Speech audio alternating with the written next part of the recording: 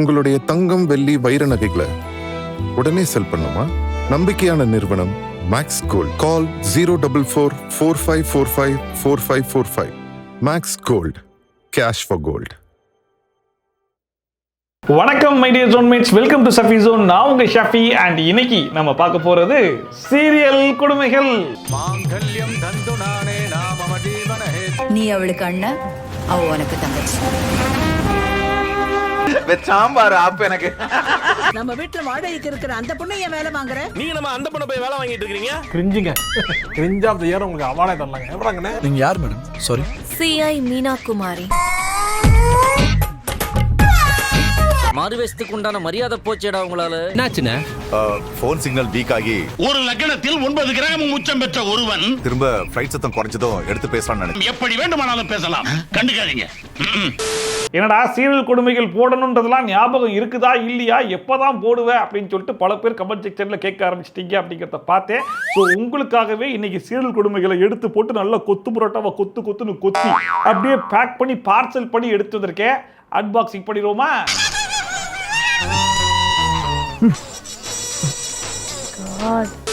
ஃபர்ஸ்டா எஸ்எம் அப்படிங்கிறவர் கமெண்ட் பண்ணிருக்காப்புல, விஜய் டிவில காதல் காதல் காதல் அப்படின்னு சொல்லிட்டு ஒரு புது சீரியல் ஒன்று வந்திருக்கு. அதில் இந்த எபிசோட்ல இருந்து அந்த எபிசோட் வரைக்கும் போய் பாருங்க. ஒரு கல்யாணத்தை வச்சு என்ன செய்ய முடியுமோ சிறப்பாக செஞ்சு வச்சிருக்காங்க. அதை மட்டும் பார்த்தீங்கன்னா நீங்களே ஆடி போயிடுவீங்க, அசந்து போயிடுவீங்கன்னு. வாங்க, கல்யாணம்னாலே சம்பவம் தானே பண்ணுவாங்க. என்னத்தை படிச்சிருக்காங்கன்னு பார்த்துருவோம். சம்பரபர சிப்பிப்பர சித்தித்தரஹர அண்டா அண்டரஹர தம்பூர் புவஸ்வஹ ரத்னமிதுல் ஹரேண்யம் பர்ஹோ தேவஸ்ய தீமஹி தியோ யோன. ஆக்சுவலாக நம்ம ஹீரோ சாருக்கு கல்யாணம். ஆனால் நம்ம ஹீரோ சாருக்கு கல்யாணம் பண்ணிக்க போற பொண்ணு மேல லவ் இருக்கான்னு சொல்லி கேட்டா இல்ல. நம்ம ஹீரோ சார் வேற ஒரு பொண்ணை லவ் பண்றாராம். ஆனா அந்த வேற ஒரு பொண்ணுக்கு நம்ம ஹீரோ சார் மேல லவ் இருக்கான்னு சொல்லி கேட்டா அதுவும் இல்லையாம. அந்த புள்ளைக்கு வேற ஒருத்தன் கூட நிச்சயமே ஆயிருக்கான். இந்த காரி மூஞ்ச கதையெல்லாம் ஒரு காவிய கதை மாதிரி இங்க வந்து சொல்லி அங்க டைமை வேஸ்ட் பண்ணுகிற. ஆக்சுவலாக இந்த ஆள் பண்ணதே உருப்படாம போன ஒன் சைட் லவ் தான். முன்னாடியே போய் அந்த புள்ளைகிட்ட உன நான் லவ் பண்றேன், ஆமாவா இல்லையான்னு சொல்லி கேட்டு ஆமானா அந்த புள்ளையை கல்யாணம் பண்ணிருக்கலாம், இல்லைன்னா இந்த புள்ளையை கல்யாணம் பண்ணிட்டு போயிருக்கலாம்ல.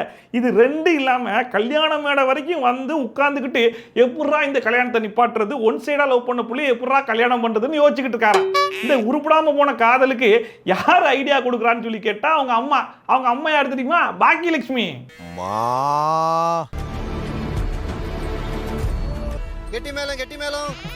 சீரியல்ல ஒரு கல்யாண மண்டபத்தை புக் பண்றாங்க அப்படின்னாலே ஒரு 50 எபிசோடு கன்ஃபார்ம்னு தெரியும். ஆனா இவங்க அந்த 50 எபிசோடு நடத்தி அந்த கல்யாணத்தை முடிச்சிருவாங்களான்னு சொல்லி கேட்டா அது கிடையாது. அந்த கல்யாணத்தை எப்படியெல்லாம் நிப்பாட்ட முடியுமோ எல்லா வகையிலையும் ட்ரை பண்ணி பார்ப்பாங்க. அப்படிதான் இந்த கல்யாணத்தை நிப்பாட்டுறதுக்கு நம்ம பாக்கியலட்சுமி மேடம் என்ன ஐடியா கொடுக்குறாங்கன்னு சொல்லி பாத்தீங்கன்னா, நீ மயக்கம் போட்டா உன்னை ஹாஸ்பிட்டல் தூக்கிட்டு போயிருவோம்ல, அப்ப இந்த கல்யாணம் நின்று போயிரும்ல அப்படின்னு ஒரு ஐடியா கொடுக்குறாங்களா. அந்த ஐடியாவை இவர் ஃபாலோ பண்றாராம். The plan is on.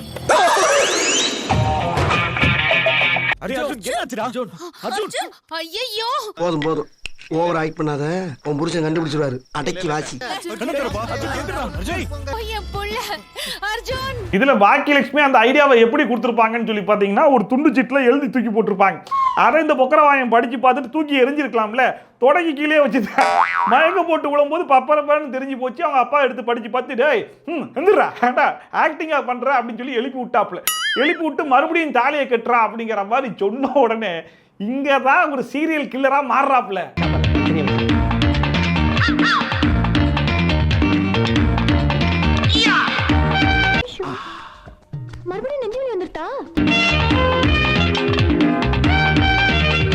ஏண்டா கடைசி வரைக்கும் சீரியல்ல மட்டும் தாலியை கையில கொடுத்து பக்கத்துல இருக்கிற புள்ள கழுத்துல தாலி கட்ட சொன்னா அதை மட்டும் பண்ணவே மாட்டீங்களா? இங்க இருந்து எகிரி குதிச்சு தான் போவீங்களா? அப்ப கூட அந்த புள்ளைய பாருங்களேன், கெட்ட வரும்போது தள்ளி விட்டுருக்கலாம், இல்ல கெட்டிக்கிட்டு இருக்கும் போதே தள்ளி விட்டுக்கலாம். இது ரெண்டு இல்லாம கெட்டி முடிச்சதுக்கு அப்புறம் தான் சாக்காகுதான்.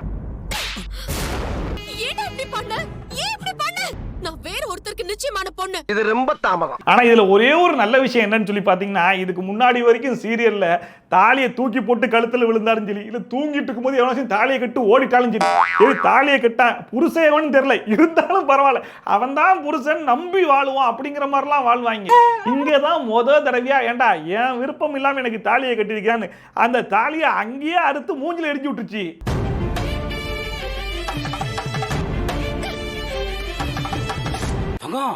ஒரு அதிர்ச்சியான சம்பவம் நடக்குது. ஆக மொத்தத்துல தமிழ் சீரியல்ல காலங்காலமா தொன்று நடந்த அந்த ஒரு சம்பிரதாயத்தை முத தடவை இவங்க பிரேக்கே பண்ணிருக்காங்க. அதுக்கே முதல்ல எல்லாரும் அப்ளாஸ் கொடுக்கலாம்.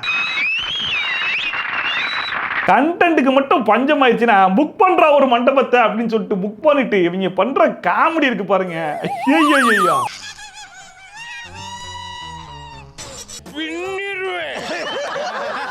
அடுத்ததான் காயத்ரி ஹரிகிருஷ்ணன் அப்படிங்கிறவங்க கமெண்ட் பண்ணியிருந்தாங்க. சலங்கை ஒளி அப்படிங்கிற சீரியல்ல இந்த டேட்ல இந்த எபிசோட்ல போய் பாருங்க.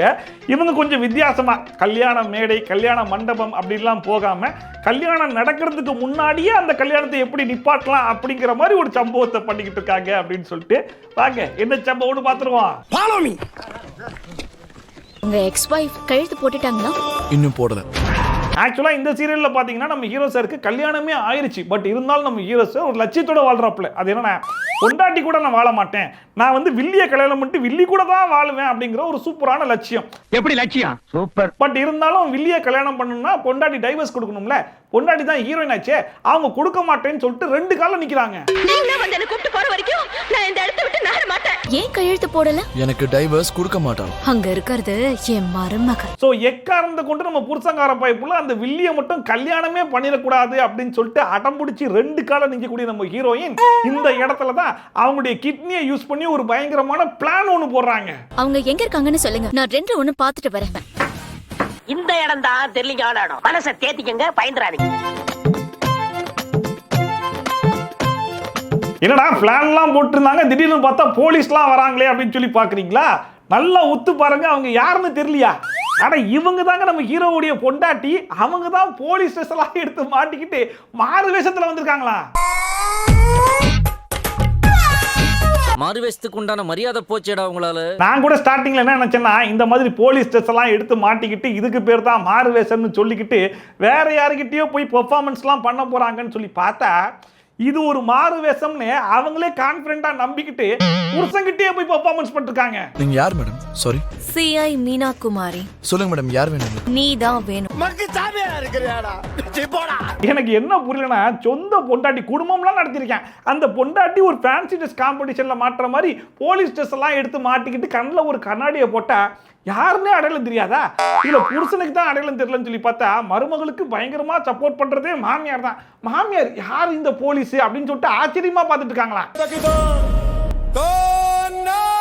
இவன் என்ன பார்த்து கண்ணடிக்கிறா? இதுல அந்த பொண்டாட்டிக்காரிக்கு வஞ்சகம் வேற. புருஷங்காரங்கிட்ட கண்ணாடி கழட்டி காட்ட மாட்டோம், ஆனா மாமியார் கிட்ட மட்டும் மாமியார் கண்டுபிடிக்க முடியுதா இல்லையா பாரு பாருன்னு காமிச்சாலும் மாமியாரால கடைசி வரைக்கும் கண்டுபிடிக்க முடியல.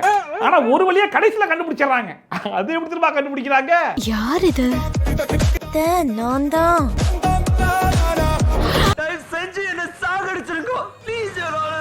எவ்வளவு ஹிண்ட் அள்ளி கொடுத்தும் கடைசி வரைக்கும் மாமியாரால கண்டுபிடிக்க முடியல. ஏன்னா மாறுவேஷம் அவ்வளவு வெயிட்டா இருக்கா இல்லையா? கடைசியில மைண்ட் வாய்ஸ்ல பேசினத யாராவது நீயா அப்படின்னு சொல்லிட்டு மைண்ட் வாய்ஸை கேப்சர் பண்ணி கண்டுபிடிச்சிட்டாங்களா?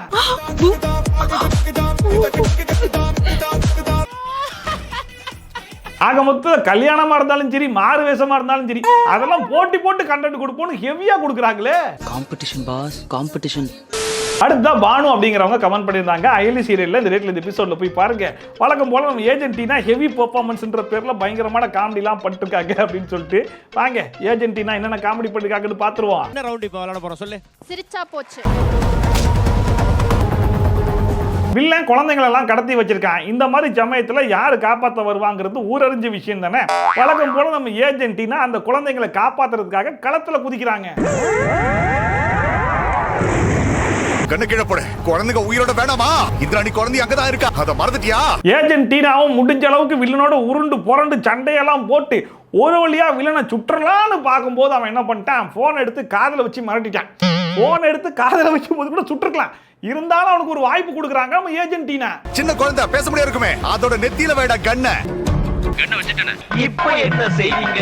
இப்ப என்ன செய்வீங்க? இதுல நம்ம ஏஜென்டினா வில்லனுக்கு ஒரு வாய்ப்பு கொடுத்த உடனே அந்த வில்லங்கார பைப்புல வில்லதனத்தை காட்ட ஆரம்பிச்சிட்டான். குழந்தை நெத்தியில துப்பாக்கியை வை, நான் 3, 2, 1 அப்படிங்கிற மாதிரி சொன்ன உடனே 50 பேர் சேர்ந்து காரி துப்பிருங்கடான்ற மாதிரி 3, 2, 1 சொன்னதுக்கு அப்புறமா தான் நீ சுடணும்னு அடம் பிடிக்க ஆரம்பிச்சிட்டான்.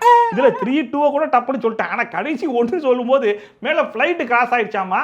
அந்த சவுண்டை யூஸ் பண்ணி நம்ம ஏஜென்டினா பாஞ்சு போய் அந்த போனை கட் பண்ணி விட்டாங்களா.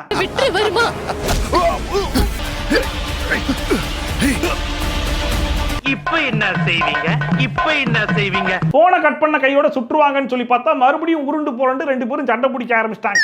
ஸோ மறுபடியும் இவங்க சுட போவாங்க, மறுபடியும் அவன் ஃபோன் எடுத்து மிரட்டுவான். இப்படியே போயிட்டு இருந்தா என்னைக்கிட்டா முடியுதுன்னு சொல்லி கடுப்பாகி நம்ம ஜூனியர் ஏஜென்டினா வில்லனை ஒரே போட போட்டாங்க.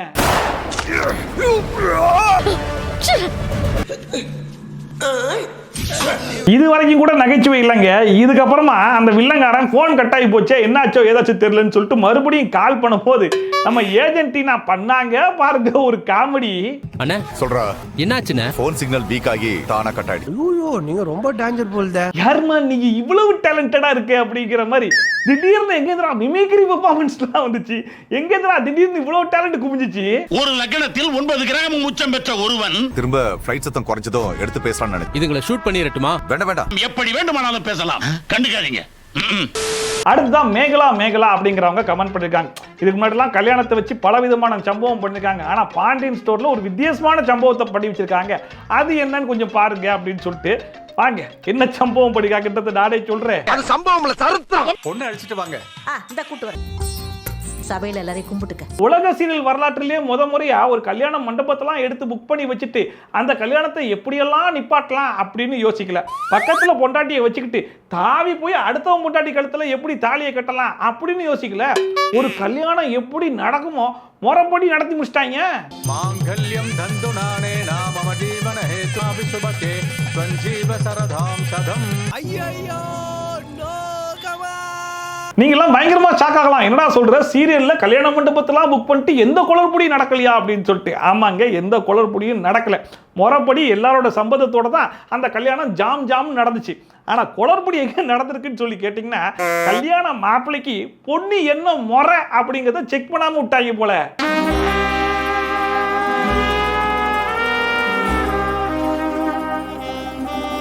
சரி ரைட், இப்போ நம்ம அந்த முறை கால்குலேஷனுக்கு வரலாம். சரவணனுக்கு மயில் யாரு? ஒய்ஃப்.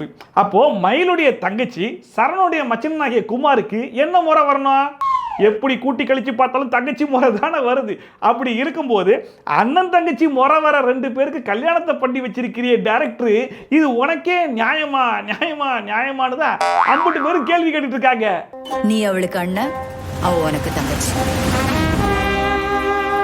சாம்பார் ஆப் எனக்கு. உலக வரலாற்றிலே எந்த விதமான சொதப்பும் இல்லாம ஒரு கல்யாணத்தை பண்ணிட்டாங்களே அப்படிங்கிற மாதிரி நினைச்சோம். முறைப்படி கல்யாணத்தை பண்ணியிருந்தாலும் முறைய ஒழுங்கா செக் பண்ணாம இந்த கல்யாணத்தை பண்ணதுனால இதுவும் ஒரு சொதப்பல் கல்யாணம் தான். மச்சான் கொஞ்சம் சொதப்பிட்டோமோ? டோட்டலாவே சொதப்பிட்டோம். அடுத்தா சுந்தர் அப்படிங்கிறவர் என்னோட இன்ஸ்டாகிராமுக்கு மெசேஜ் அமைச்சிருந்தாப்புல, சிறகடிக்க ஆசை அப்படிங்கிற சீரியல்ல இந்த டேட்ல இந்த டேட் வரைக்கும் போய் பாருங்க, பாட்டியை வச்சு என்னென்ன அநியாயம் பண்றாங்க அப்படின்னு சொல்லிட்டு. இது ஒரு வித்தியாசமான அநியாயம். வாங்க என்னன்னு பாத்துருவோம். பாட்டி வாங்க பாட்டி, எப்படி இருக்கீங்க? பாட்டி எப்படி இருக்கீங்க? நல்லா இருக்கீங்களா? வழக்கமா எல்லா சீரியல் மாதிரி தான் இந்த சீரியல்லையுமே கண்டென்ட்டுக்கு பஞ்சமாயிருச்சு போல இருக்கு. அதனால வழக்கமாவே கண்டென்ட்டுக்கு பஞ்சமானா 2 ஆயுதத்தை தான் எடுப்பாங்க. ஒன்னு கல்யாணம், இல்லனா மெமரி லாஸ். அந்த மாதிரி இவர் எடுத்த ஆயுதம் என்னன்னு சொல்லி கேட்டீங்கன்னா மெமரி லாஸ். யாருமா நீ? அண்ணாமலை யார் இந்த பொண்ணு? தமிழ் சீரியலுடைய ஹிஸ்டரியை நீங்க அப்படியே புரட்டி பார்த்தீங்க அப்படின்னா மெமரி லாஸை ஒன்று ஹீரோக்கு பண்ணுவாங்க, இல்லைனா ஹீரோயினுக்கு பண்ணுவாங்க. ஏன் இவங்க 2 பேருக்கு பண்றாங்கன்னு சொல்லி பார்த்தீங்கன்னா, இவங்க வந்து ஒன்று புருஷனை மறந்துடுவாங்க, இல்லைனா பொண்டாட்டியை மறந்துடுவாங்க.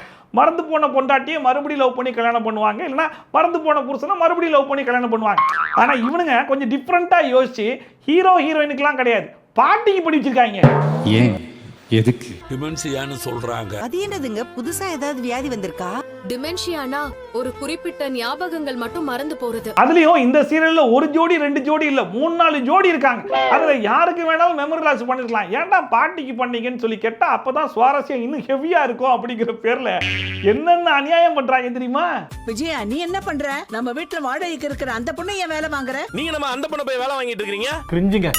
கிரிஞ்ச் ஆஃப் தி இயர் உங்களுக்கு அவார்டே தரலாங்க. எப்பறாங்கண்ணே? பாட்டிக்கு மெமரி லாஸ்னாலும் முழுசா மெமரி லாஸ் ஆகலையாமா, ஒரு பகுதி மட்டும் காணாம போயிருச்சாமா. அதனால இவங்களாம் ஞாபகப்படுத்தி அந்த பகுதியை மறுபடியும் வர வைக்க கூடாதான், அவங்களுக்கா வரணும் அப்படிங்கிறதுனால இவங்க எல்லாரும் அந்த பகுதிக்கே போயிடலாம் அப்படிங்கிற மாதிரி முடிவு பண்ணி பொண்டாட்டியெல்லாம் என்ன பண்ணிட்டாருன்னா, அப்பா ஃப்ரெண்டோட பிள்ளைங்க இங்க வாடகைக்கு தங்கியிருக்காங்கன்றாங்க. அந்த பொண்டாட்டிலாம் புருஷங்காரனை ப்ரோன்னு கூப்பிட்டுக்கிட்டு இருக்குன்னு பல அநியாயங்கள் பண்ணிட்டு இருக்காங்க. நம்ம வீட்டுல இருக்கிற பொண்ணுங்களை நீங்க தான் அக்கா தங்கச்சி மாதிரி பாத்துக்கணும். அத பார்க்க முடியாம திரும்பி உட்காந்துட்டு இவங்களையும் தங்கச்சி மாதிரி பார்க்கணும். பாட்டி சொல்றாங்களே ப்ரோ. அப்போட ஃப்ரெண்டு பொண்ணுங்க மாதிரி பத்திரமா பாத்துக்கோ பாட்டி. இதுல இவங்க எல்லாம் புருஷன் பொண்டாட்டி அப்படிங்கறத பாட்டிக்கு தெரியாம சமாளிக்கிறன்ற பேர்ல இவங்க பண்ற கிரிஞ்செல்லாம் கிரிஞ்சுக்கே கிரிஞ்சுங்கிற மாதிரி போயிட்டு இருக்கு. கடைசியில் ஆடியன்ஸ் எந்த நிலைமைக்கு வந்துட்டாங்கன்னா, ஒன்று அந்த பாட்டிக்கு மெமரி லாஸை மறுபடியும் கொண்டு வர வைக்க, அப்படி இல்லைன்னா அந்த மெமரி லாஸை எங்களுக்கு கொடுத்துருக்கேன், நாங்கள் இந்த சீரியல் இருக்கதே மறந்துட்டு நாங்கள் வேற சீரியலை பார்த்து போறோன்ற மாதிரி கிளம்பிட்டாங்க. உனக்கு ஏத்த பொண்ணை நான் பாக்குறேன். ஒரு பிக்கிங்காரா மெமரி லாஸை வச்சு ஒன்று கண்டென்ட் பண்ணணும், அப்படி இல்லையா காமெடி பண்ணணும். இது ரெண்டு இல்லாம கிரிஞ்சு பண்ணா என்ன பண்றது சொல்லுங்க. பாட்டியை பொறுத்த வரைக்கும் மீனாக்கும் இந்த வீட்டுக்கும் எந்த சம்மந்தமும் இல்ல. இந்த மாதிரி கிரிஞ்சு நான் பார்த்தது இல்லைங்க. ஆனா டைம் இல்ல, நான் கிளம்புறேன். கடைசியா யாருடைய கண்டென்ட் அப்படின்னு சொல்லி கேட்டீங்கன்னா, ஊரறிஞ்ச விஷயம் தான். இந்த விஷயத்தை ஐநா சபை வரைக்கும் டிஸ்கஸ் பண்ண ஆரம்பிச்சுட்டாங்க. நம்ம ஹரி வந்து காமன் மேன்ல செலக்ட் ஆகி பிக் பாஸ் வாசல்ல போய் ரொம்ப நாளா காத்திருந்தாப்புல, கதவை திறக்கலன்னு சொல்லிட்டு அங்கேயே பெட்ஷீட் எல்லாம் விரிச்சு படுத்து கிடக்குறாப்புல அப்படின்னு சொல்லிட்டு அங்க போன் நோண்டிட்டு இருக்கும்போது ஒரு கண்டென்ட் மாட்டிடுச்சின்னு சொல்லிட்டு டபார்னு அனுப்பிச்சு விட்டாரு. சார் என்ன சார் சொல்றீங்க? நம்ம கடமையை நம்ம செஞ்சு தானே சார் ஆக வேண்டியிருக்கு.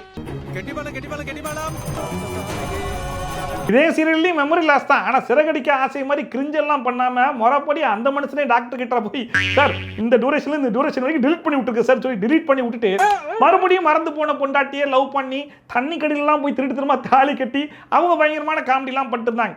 ஆனா இப்பயுமே பாத்தீங்கன்னா அவங்க தான் இவருடைய பொண்டாட்டி அப்படிங்கிறது இவருக்கு தெரியாதான். அதனால இப்ப வில்லிய கல்யாணம் பண்ணிக்கலாம்னு கல்யாண மேடையில் உட்காந்துருக்காரு. என்னென்ன கொடுமை எல்லாம் பார்க்கணும்னு காத்துக்கிட்டு இருக்கேன்னு தெரியலையே. இதுல நம்ம ஹீரோயின் என்ன பண்றாங்க, மறந்து போன புருஷன் தெரியாம வேற ஒருத்தைய கல்யாணம் பண்ணிக்க போறான், இந்த கல்யாணத்தை எப்படியாச்சும் நிறுத்தணும் அப்படிங்கிறதுக்காக சாட்சியை தேடி போறாங்க. அந்த சாட்சி யாருன்னு சொல்லி பாத்தீங்கன்னா ஒரு பாட்டி. சிறகாடிக்க ஆசையில மறந்து போன பாட்டி இல்ல, இது வேற பாட்டி. இந்த பாட்டிக்கு வந்து மண்டையில அடிபட்டிருந்தாலும் வந்து பேசி அந்த கல்யாணத்தை நிறுத்தி ஆகணுமா. சோ அந்த மாதிரி தேடி போன கேப்ல பாத்தீங்கன்னா நம்ம ஹீரோயினை வேற கேஸ்ல அரெஸ்ட் பண்ணிட்டாங்க. தயவு செஞ்சு நான் சொல்றத புரிஞ்சுக்கோங்க. எனக்கு கல்யாணம் ஆகி குழந்தைங்க இருக்காங்க. இதான் என்னோட தாலி. சிம்ரன்ஸ் என்னடா என்னம்மா இது? ஒரு பக்கம் ஹீரோயின் பாட்டியை தேடி லாட்ஜ் பக்கம் போய் கண்ட கேஸ்ல மாட்டிக்கிட்டாங்க. ஆனா பாட்டி பாருங்க கரெக்டா போய் மண்டபத்துல ஆஜராகி கல்யாணத்தை நிப்பாட்டிட்டாங்க. அதுக்கப்புறமா ஹீரோயின் டே மாப்பிளக்காரா ஒழுங்கா வந்து என்ன காப்பாத்துறா அப்படிங்கிற மாதிரி சொன்ன உடனே மாப்பிள்ள பாருங்க பஞ்சு நிலக்கெல்லாம் அடிக்கிறாரு. இன்னைக்கு கல்யாண மண்டபத்துல இல்ல, பின்னாடி இருக்கிற ஹோட்டல்ல நடக்கும். கல்யாணம் இங்க இல்ல அங்க அப்படிங்கிற மாதிரி சொன்ன உடனே கேமராமேன் நீ இந்த மண்டபத்துக்கான எனக்கு பே பண்ண, அங்கெல்லாம் வர முடியாதுடா அப்படிங்கிற மாதிரிலாம் கோச்சிக்கல. வயர்லாம் எக்ஸ்டெண்ட் பண்ணிட்டேன். எங்க மண்டபத்துல இருந்து பக்கத்து வரைக்கும் ஒயரு எங்க இருந்தா திடீர்னு அவ்வளவு பெரிய ஒயரை கொண்டு வந்தேன்னா அதெல்லாம் ரெடி பண்ணிடுவேன் சார்னு சொல்லி ஒயரை போட்டு கொண்டு வந்து லைவ் டெலிகாஸ்ட்லாம் பண்றேன். இல்லிக்காரி பாருங்க ஏதோ சட்டசபையை உட்காந்து பாக்குற மாதிரி வந்து சுவாரஸ்யமா பாத்துக்கிட்டு இருக்கா.